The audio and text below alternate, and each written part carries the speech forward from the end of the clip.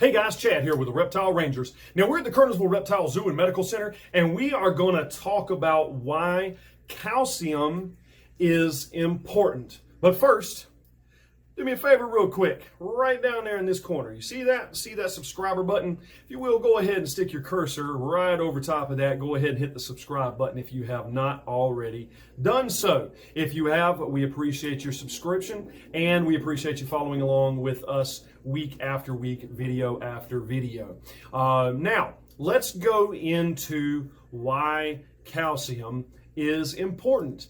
First off, as most people know, with reptiles require UVB, or calcium with vitamin D3, okay? Now, you can refer to the episode on metabolic bone disease for more in-depth explanation on all of those, UV, calcium, sunlight versus man-made bulbs, all that other good stuff, okay? I'll give you a quick, brief rundown. Medically speaking, we treat this all the time as a full medical center, but I'll give you a quick, brief rundown. So those of you that if you've never dealt with it before, never heard of it before, at least you will now have the introduction to why UV and or calcium is important, okay? First, reptiles' bodies produce vitamin D2 or VD2, but they cannot naturally convert it into VD3, which is for bone growth, density, and formation, okay? Meaning that the bones grow straight, hard, and true.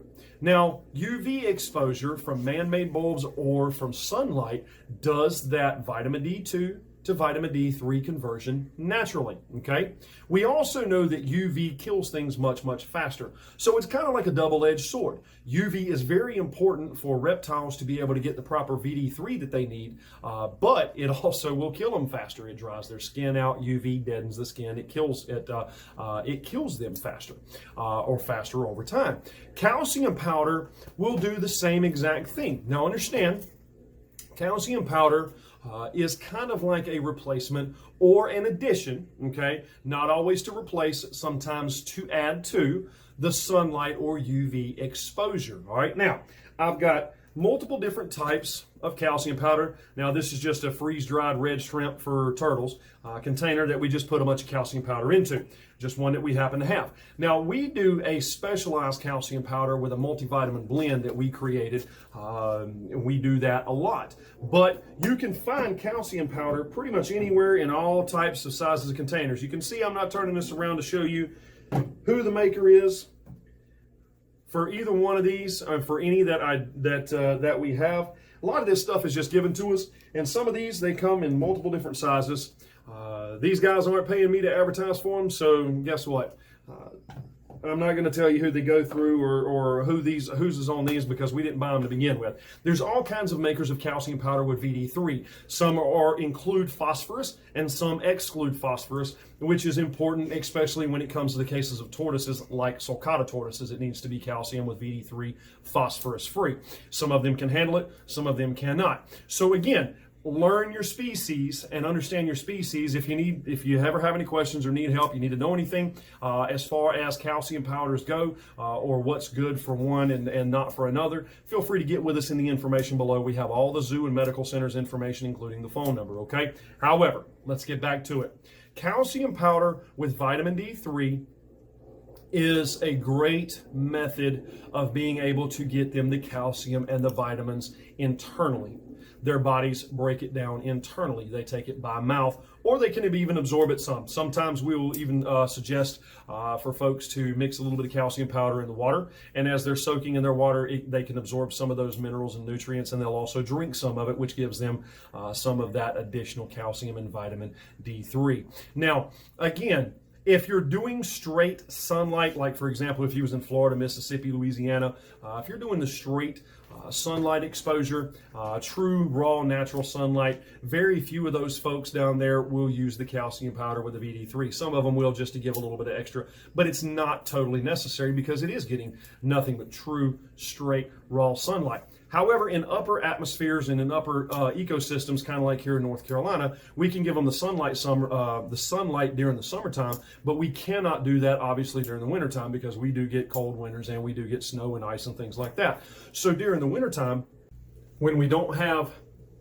as much access to outdoor sunlight, that's when we'll offset with mercury vapor bulbs, UVB bulbs, and also calcium powder with the VD3. Now again, the primary reason for this video was talking about calcium powder itself. Calcium powder, direct injecting, meaning directly by mouth, not injecting by a needle, but direct injecting into their body by mouth, is a great way for their body to be able to process the calcium and the vitamin D. Okay, and the same thing for the multivitamins, which the multivitamin access does not hurt as well. It just gives them additional vitamins and minerals that they may not be getting in the diet. And remember, there's so many aspects to a healthy animal. It's not just one thing or another. It's not just giving them the correct diet. It's not just giving them the sunlight. It's not just giving them the calcium. It's not just the correct ecosystem. It's all that stuff combined. Remember, one of the things that people tend to not do, especially when it comes to a reptile's diet, is give them variety. In the case of like snakes and animals that take whole prey, we're not really talking about that. We're talking more the insect feeders. Remember, a lot of your whole prey reptiles don't need as much of that sunlight. They don't need as much of that UV exposure because they're getting their calcium, they're getting their vitamins through the bone structure from the whole prey item.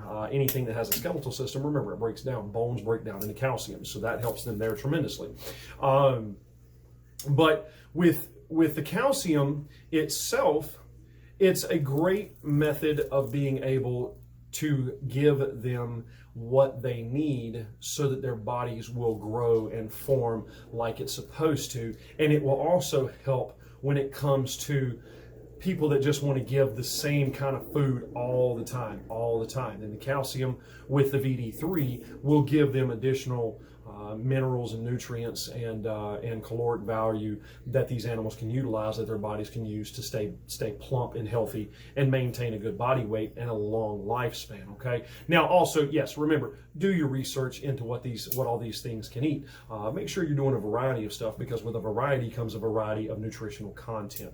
Also, there's another great thing. A lot of people will use these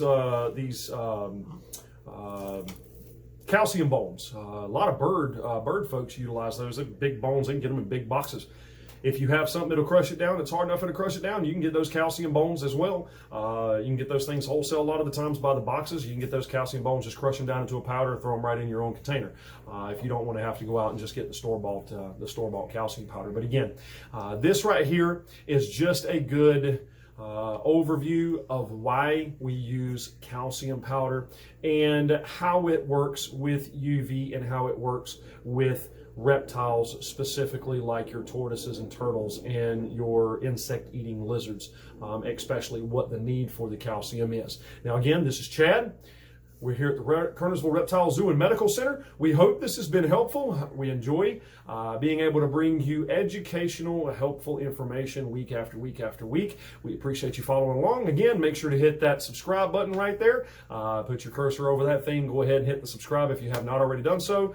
Feel free to get with us in the information below if you have any questions, medical, about your reptiles or ecosystems or food, things like that, whatever. Feel free to get with us in the information below. We appreciate, again, you following along with us. We'll either see you here at the zoo or we'll see you on the next episode. Later.